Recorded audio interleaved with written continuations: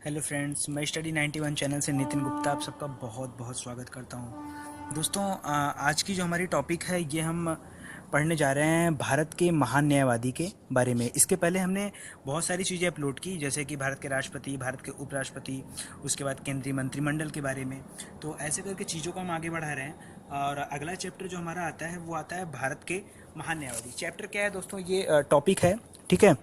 और इसके बारे में जानते हैं। देखिए, भारत के महान न्यायवादी को अटॉर्नी जनरल ऑफ इंडिया भी बोला जाता है। क्या बोला जाता है? Attorney general of India. और इसके बारे में जो डिस्क्राइब किया गया है कॉन्स्टिट्यूशन में, भारतीय संविधान में, वो किया गया अनुच्छेद 76 में, ठीक है। तो देखिए, अनुच्छेद 76 कहता क्या है? अनुच्छेद 76 कहता है कि भारत सरकार को विधिक मामलों में, विधिक मामलों मतलब विधि के मामलों में, मतलब नियम कानून, यानी कानून के मामलों में, विधि के मामलों में, भारत सरकार को विधि के मामलों में सलाह एवं सहायता देने के लिए एक महान न्यायवादी होगा। कितनी सिंपल सी बात है, ठीक है। देखिए, ध्यान से देखिए फिर से। भारत सरकार को विधिक मामलों में, विधिक मतलब कानूनी मामलों में सलाह एवं सहायता, दो चीज़ें देगा। क्या क्या देगा? उनको सलाह देगा बात बात पे, और उनकी चीज कानूनी तौर पर उनकी सहायता करेगा। और कौन करेगा? तो वह व्यक्ति होगा महान न्यायवादी। महान न नहीं है दोस्तों, महान न्यायवादी। तो महान न्यायवादी आप बोलेंगे, महान न्यायवादी नहीं, ठीक है। तो देखिए, महान न्यायवादी भारत सरकार का प्रथम विधि अधिकारी होता है। तो क्वेश्चन आता है आपके एग्जाम में कि भारत का प्रथम विधि अधिकारी कौन सा होता है। आपके सामने ऑप्शन होता है महान न्यायवादी, सुप्रीम कोर्ट का सुप्रीम कोर्ट का मुख्य न्यायाधीश, या वरिष्ठ न्यायाधीश, इस तरह से कोई ऑप्शन, या फिर कानून मंत्री, विधि मंत्री। तो आपका जवाब जो होगा वो क्या होगा? महान न्यायवादी, ठीक है। इसकी योग्यता क्या क्या होती है? बहुत छोटा सा टॉपिक है, बहुत अच्छे इसको कवर करने वाले हैं। क्योंकि देखिए, ये जो महान न्यायवादी होता है ना, ये विधिक मामलों से रिलेटेड होता है। यानी कुल मिला जुला के इसे कानून का ज्ञान तो होना चाहिए। मतलब कोई नॉर्मल आदमी महान न्यायवादी नहीं बन सकता, और बनना भी नहीं चाहिए। सिंपल सी बात है। अगर कोई, जैसे मान लीजिए कोई कॉमर्स का स्टूडेंट है, कोई बीए पास करके चला गया, एमए पास करके, वो विधिक मामलों पे क्या सलाह एवं सहायता देगा? उसे कैसे पता होगा? तो जाहिर सी बात है, वह व्यक्ति कैसा होगा? वह व्यक्ति कानून का जानकार तो होना चाहिए। और कानून का जानकार होना चाहिए तो इसके पीछे लॉजिक आपको समझ में आ रहा होगा कि वो या तो न्यायाधीश हो, या तो एडवोकेट हो, कुछ भी हो, इस तरह का हो पोस्ट उसके पास, ठीक है। तो आइए देखिए, इसकी योग्यता के बारे में जानते हैं। तो इसकी पहली योग्यता हो सकती है कि उच्चतम न्यायालय के न्यायाधीश बनने के। देखिए, मुख्य न्यायाधीश आप नहीं याद करोगे, न्यायाधीश अगर है तो भी कानून के बारे में जानता है। कोई ज़रूरत नहीं कि वो मुख्य न्यायाधीश की कोई अलग सी योग्यता नहीं होती है, ठीक है। उच्चतम न्यायालय के न्यायाधीश बनने की योग्यता हो। उच्चतम माने सुप्रीम कोर्ट, हाई कोर्ट की बात नहीं कर रहे हैं, सुप्रीम कोर्ट के न्यायाधीश बनने की योग्यता हो, ठीक है। और भारत का नागरिक हो तो नॉर्मल सी बात है, ठीक है। या अगर वह सुप्रीम कोर्ट का न्यायाधीश नहीं है तो हाई कोर्ट का न्यायाधीश है तो भी चलेगा, लेकिन इसके पास 5 साल का अनुभव भी होना चाहिए। यानी अगर सुप्रीम कोर्ट का न्यायाधीश है तब तो सिंपली वो महान न्यायवादी के लिए योग्यता रखता है, उसको बनाया जा सकता है। लेकिन अगर नहीं है और हाई कोर्ट का है कोई व्यक्ति, तो उसके पास कम से कम 5 साल का अनुभव। सिंपल सी बात है, 5 साल का अनुभव, ठीक है। और इसके अलावा वो चाहे तो हाई कोर्ट का कोई एडवोकेट भी हो सकता है, लेकिन उसके पास कम से कम 10 साल का। देखिए, समानता तो नहीं दे सकते ना, यहाँ पे न्यायाधीश है तो इसको 5 साल नहीं दे सकते, इसलिए इसको क्या दिया गया? 10 साल का टाइमिंग, ठीक है। समझ में आ रहा है आपको? आगे चीज़ देखिए। और तीसरा चीज़ होता है, राष्ट्रपति के निगाह में कोई व्यक्ति अगर ऐसा है जो न्यायिक मामलों का योग्य व्यक्ति हो, या जिसको अच्छी जानकारी हो और राष्ट्रपति उसे समझता हो, तो वो राष्ट्रपति अपने संज्ञान में उस व्यक्ति को महान न्यायवादी नियुक्त कर सकता है, ठीक है। आइए इसके कार्यकाल के बारे में देख लेते हैं। तो पहली बात तो यह राष्ट्रपति के प्रसाद पर्यंत होता है। देखिए दोस्तों, जो लोग भी राष्ट्रपति के प्रसाद पर्यंत होंगे ना, यानी फुल के फुल रिस्पॉन्सिबिलिटी उनकी किसके ऊपर होगी? राष्ट्रपति के प्रति होगी। ये अपना त्यागपत्र भी किसे दे सकता है? राष्ट्रपति को दे सकता है। नॉर्मली क्या है, राष्ट्रपति के प्रसाद पर्यंत है। और जो भी राष्ट्रपति के प्रसाद पर्यंत होता है, समझ लीजिए एक लोकसभा का कार्यकाल, या करिए कि राष्ट्रपति का कार्यकाल के आसपास तक उसकी टाइम होती है। यानी एज्यूम कर सकते हैं हम कि 5 वर्ष ही होगा, उसके पहले भी हटाया जा सकता है, ठीक है, या राष्ट्रपति चेंज कर सकता है। और अगर इसके वेतन की बात करेंगे तो यही एक ऐसा व्यक्ति है जिसका पारिश्रमिक तय नहीं होता। यह राष्ट्रपति द्वारा निर्धारित होता है और कुछ भी हो सकता है, अलग अलग टाइम पे चेंज होता रहता है। तो इसकी कोई फिक्स नहीं, जैसे है ना कि राष्ट्रपति 1.5 लाख रुपये महीने पाएगा, उपराष्ट्रपति 1,25,000 रुपये महीने पाएगा, तो ऐसा इसका कोई पारिश्रमिक तय नहीं है। नियुक्ति तो राष्ट्रपति बता दिया मैंने, राष्ट्रपति के द्वारा। अगर हम पहले महान्यायवादी के बारे में बात करें तो उनका नाम था यमसी सीतलवाड़, और ये सबसे ज़्यादा समय तक रहने वाले महान्यायवादी थे, 12 साल तक थे। पूरे के पूरे जवाहरलाल नेहरू जब तक प्रधानमंत्री थे तब तक उन्होंने इनको बना के रखा था, ठीक है। महान्यायवादी क्या नाम था? यमसी सीतलवाड़, ठीक है। इस समय जो है दोस्तों वो चेंज हुए अभी जल्दी में ही, और ये 30 जून को ये नए बनाए गए हैं। इनकी शपथ ग्रहण था, इन्होंने शपथ ग्रहण किया 30 जून को, इसी 30 जून 2017 की बात कर रहा हूँ, ठीक है, 30 जून 2017 को, ठीक है। इनका नाम है के वेणुगोपाल। तो ये आपके एग्जाम पॉइंट ऑफ व्यू से बहुत इंपॉर्टेंट है। आप समझ रहे होंगे कि अभी नई नियुक्ति है और ये एग्जाम में आ सकता है, ठीक है। तो के वेणुगोपाल। इसके पहले कौन था? तो इसके पहले थे मुकुल रोहतगी। कौन थे? मुकुल रोहतगी। तो अभी वो जो है हटे हैं, उनको हटाया गया है। और उसके बाद से फिर कौन आए हैं? आपके के वेणुगोपाल। तो अगर आ गए हैं के वेणुगोपाल, नए हैं, तो इनके बारे में 2 लाइन हम लोग बातें कर सकते हैं, ठीक है। तो देखिए क्या कहते हैं के वेणुगोपाल के बारे में हम लोग जानते हैं कि क्या है। तो ये जो है 30 जून 2017 को नियुक्त किए गए हैं, और ये 86 साल के व्यक्ति हैं, ठीक है। आई थिंक इनका डेट ऑफ बर्थ 1931 है, ठीक है ना। और ये भारत के 15वें महान्यायवादी होंगे। इसके पहले मुकुल रोहतगी थे, बताई दिया आपको। और इनके बारे में अगर कहा जाए तो देखिए, ना तो ये सुप्रीम कोर्ट के जज हैं, ना तो ये हाई कोर्ट के जज हैं, लेकिन ये संवैधानिक विशेषज्ञ हैं और सीनियर वकील हैं, ठीक है। और इनको पद्म भूषण का पुरस्कार भी मिला है, पद्म भूषण का पुरस्कार विभूषण का भी मिला है, जो कि सर्वोच्च होता है, नागरिक सम्मान होता है, ठीक है। और ये 2015 में इनको दिया गया था। इसके अलावा इनके अंदर कुछ क्वालिटी जान लेते हैं कि ये सही है या गलत है। वैसे हम नहीं होते हैं कोई डिसाइड करने वाले कि ये सही है या गलत है, लेकिन हाँ, ये चीज़ें हैं कि इनके बारे में थोड़ी सी जानना चाहिए। जो भूटान का संविधान लिखा गया था ना, उसकी ड्राफ्टिंग कमेटी में मेंबर थे ये, ठीक है। भूटान का संविधान लिखते टाइम ड्राफ्टिंग कमेटी जो बैठी थी वहाँ पे, उसके मेंबर थे।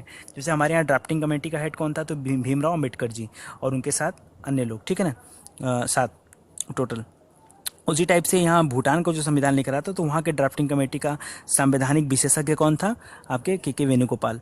इसके अलावा मोरारजी देसाई के सरकार की अगर हम बात करें, यानी 1977 के आसपास की बात करें अगर हम, तो उस समय यह भारत के एडिशनल सॉलिसिटर जनरल थे। देखिए, अटॉर्नी जनरल, महान्यायवादी क्या होता है? अटॉर्नी जनरल होता है, और यहाँ बात हो रही है सॉलिसिटर जनरल की।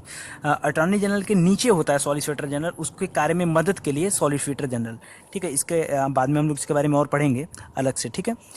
2G स्पेक्ट्रम जो घोटाला हुआ था, आपने सुना था, इसमें इन्होंने भारत सरकार का पक्ष लिया था और उसकी तरफ से वकालत कर रहे थे। बाबरी मस्जिद के केस के ऊपर आपने सुना होगा कि लाल कृष्ण आडवाणी और उमा भारती, ऐसे अन्य लोगों के ऊपर, बड़ी बड़ी हस्तियों के ऊपर केस चल रहा है सुप्रीम कोर्ट में, तो उसको भी हैंडल कर रहे हैं।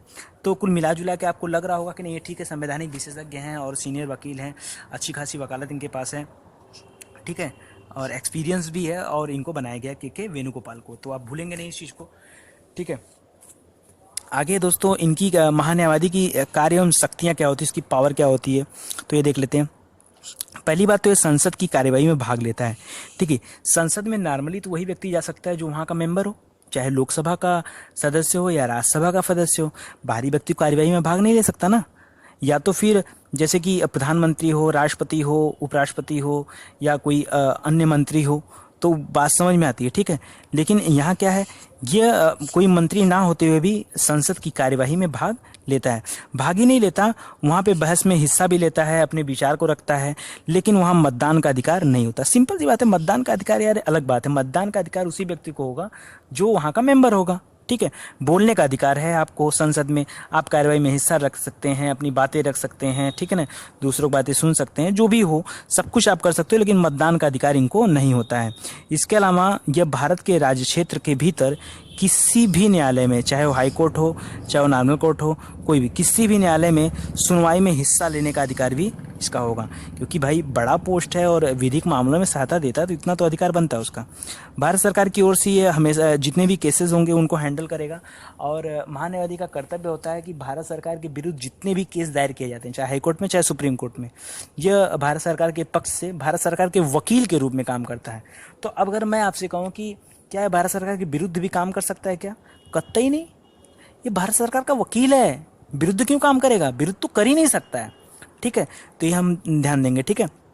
महान न्यायवादी, इसके अलावा अगर और देख लेते हैं, इसके इसके कार्य में मदद के लिए दो लोग अलग से नियुक्त होते हैं, महाधिवक्ता और अपर महाधिवक्ता, जो इनके काम में मदद देते हैं। और पहली बात कर चुके हैं हम लोग कि इसे भारत का प्रथम विधि अधिकारी कहा जाता है। तो इसके बारे में इतनी बातें हैं, आपको अनुच्छेद याद रखना है, ठीक है, 76, और बाकी सारी चीज़ें आप जान गए। तो अच्छा लगा होगा वीडियो आपको दोस्तों, तो इसको ज़रूर शेयर करिएगा, अपने दोस्तों को बताइएगा। दोस्तों आज मैं आपसे एक विनम्र निवेदन करना चाहता हूँ, ठीक है, भाई के तौर पे या गुरु के तौर पे, आप जो भी हमें आप अपना समझ लो, दोस्त के हैसियत से जो भी समझ लो आप, ठीक है। अगर आपको मेरा वीडियो अच्छा लगता है, जो लोग पहला वीडियो देख रहे हैं उन लोगों से मैं गुजारिश करूँगा कि आप सारी वीडियो देखिए, 2-4 वीडियो देखिए, आपको कहीं ना कहीं ज़रूर हेल्प मिलेगी, ठीक है। तो चीज़ें आपको समझ में आएंगी अच्छे तरीके से। तो प्लीज़ दोस्तों वीडियो को रोकिएगा मत, पॉज मत करिएगा, मेरी पूरी बात सुन लीजिए। मैं कभी आप लोगों से आज तक कुछ नहीं कहा हूँ, आज पहली बार बोल रहा हूँ। आपने देखा होगा अभी हमारे वीडियो पे ऐड आ रहा है, ठीक है। तो बहुत सारे लोगों का क्या होता है ना, पहली बात तो ये स्टडी 91 मेरा पहला ऐसा चैनल है जहाँ तक मुझे पता है कि जो जीएस को हिंदी में सारे सब्जेक्ट को आपके पास लेके आएगा। थोड़ा सा लेट ज़रूर हो रहा है, कभी वीडियो डाल पाता हूँ, कभी नहीं डाल पाता हूँ, थोड़ी सी प्रॉब्लम हो जाती है मुझे, उसके लिए मैं क्षमा चाहता हूँ। लेकिन मैं आपको सारी चीज़ें दूंगा, आपको history, geography, polity, economics, computer, सब कुछ मैं दूंगा, ठीक है ना। मैथ्स, रीजनिंग, इंग्लिश, सब कुछ प्रोवाइड करूँगा, बस थोड़ा सा टाइम लग रहा है, तो उसके लिए मैं क्षमा चाह रहा हूँ आपसे। तो दोस्तों मैं ये कह रहा था कि देखिए, कुछ लोगों का चैनल जब फेमस होता है ना, तो लोग क्या करते हैं ना, पेन ड्राइव कोर्स लॉन्च कर देते हैं कि आप मेरे कोर्स को आप परचेज करिए। मेरे पास, मैं ऐसा कुछ नहीं करने वाला, ठीक है, मैं ऐसा कुछ भी नहीं करने वाला हूँ कि आप मुझे पैसे दीजिए और मेरे चैनल को प्रमोट करिए, ऐसा कुछ भी नहीं करने वाला हूँ। लेकिन मैं आपसे एक छोटी सी गुजारिश करता हूँ दोस्तों, मैं वीडियो डाल रहा हूँ ना, अपना टाइम दे रहा हूँ चीज़ों को बनाने में, कंटेंट्स को जुटाने में, ठीक है।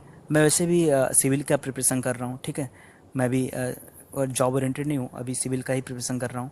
तो बेसिकली आप सोच सकते हैं कि मैं अपने बिजी शेड्यूल से इतना टाइम निकालता हूँ कि नहीं, सारी चीज़ों को अच्छे तरीके से बनाऊँ और ज़्यादा से ज़्यादा किताबें पढ़ के बनाऊँ। आपको लग रहा होगा ना ये सारी चीज़ें मैंने कहाँ से बनाई है। जितनी भी किताब आती है पॉलिटी की, चाहे वो परीक्षावाड़ी हो, चाहे वो लक्ष्मीकांत हो, ठीक है, टाटा मैकग्रा हिल्स की, और इसके अलावा आउटलुक हो, ठीक है ना, और इसके अलावा लूसेंट तो छोटी चीज़ हो जाती है, ठीक है ना। तो बहुत सारी किताबों को मैं कंटेंट ऐड करके तब इसको बनाता हूँ, ठीक है। इसलिए आप देखते होंगे कि मेरे द्वारा बनाए गए वीडियो में किसी भी एक टॉपिक की कमी नहीं होती कि मैं कोई चीज़ छूट गया, भूल गया। क्योंकि जब व्यक्ति एक किताब से बनाएगा तब ना चीज़ें भूलेगा, जब बहुत सारी किताब से मिक्सचर करके बनाता है तो भूलेगा कैसे, भूलने का चांस ही नहीं बनता, ठीक है।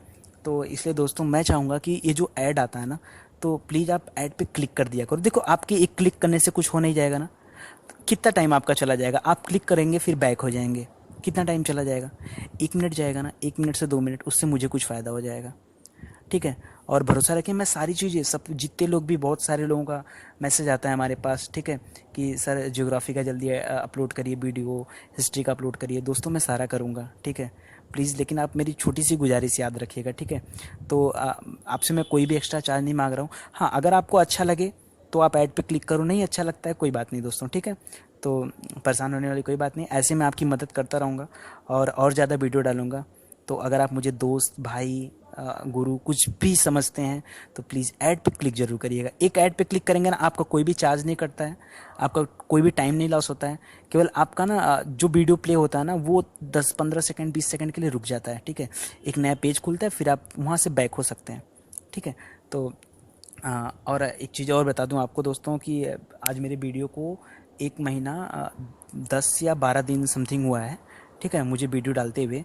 और जो मेरा मिनट हो गया ना वो 1.5 लाख मिनट हो गया, ठीक ना। 1,50,000 मिनट अब तक इस सारी वीडियो को ऑनलाइन देखा जा चुका है, ठीक है। तो ये बहुत ही अच्छी बात है कि आप लोग हमें प्रमोट कर रहे हैं, ऐसे ही प्रमोट करते रहिए, हम सारी चीज़ें बना के डालेंगे आपके लिए, ठीक है। तो बहुत बहुत धन्यवाद आपका दोस्तों, बहुत बहुत शुक्रिया आपका, थैंक यू वेरी मच।